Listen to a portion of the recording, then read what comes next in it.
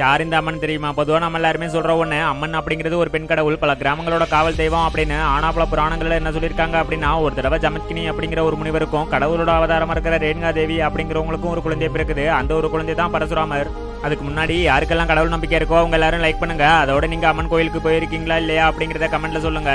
இதெல்லாம் இருக்க, ஒரு தடவை ரேணுகா தேவி ஆற்றில தண்ணீர் எடுக்கும்போது வானத்துல பறந்துகிட்டு இருந்த ஒரு கந்தர்வனை பார்த்து ரொம்பவே அழகா இருக்கான் அப்படின்னு நினைப்பாங்க. இதை தன்னோட ஞான சக்தியால தெரிஞ்சுக்கிட்ட அந்த ஒரு முனிவர் ரொம்பவே கோவப்பட்டு பரசுராமர் கிட்ட, உன்னோட அம்மா மனதளவுல அவரோட தூய்மையை இழந்துட்டா, நீ அவளோட தலையை வெட்டி கொண்டு வா அப்படின்னு சொல்லியிருக்காரு.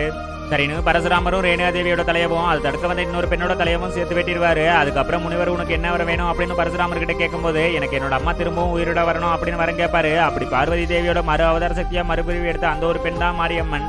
இப்படிப்பட்ட உன்னை பத்தி பல முனிவர்களும் சித்தர்களும் என்ன சொல்லியிருக்காங்க அப்படின்னா, பல கிராமங்களோட வறட்சியை போக்குறதுக்காக பங்குனி மாதத்துல மழையை எதிர்பார்த்து மக்கள் வேண்டி கூப்பிடுற ஒரே கடவுள் மாரியம்மன் அப்படின்னும், வேப்பிலையை தன்னோட வசிப்பிடமா வச்சிருக்கிற ஒரே கடவுள் அப்படின்னு சொல்லியிருக்காங்க.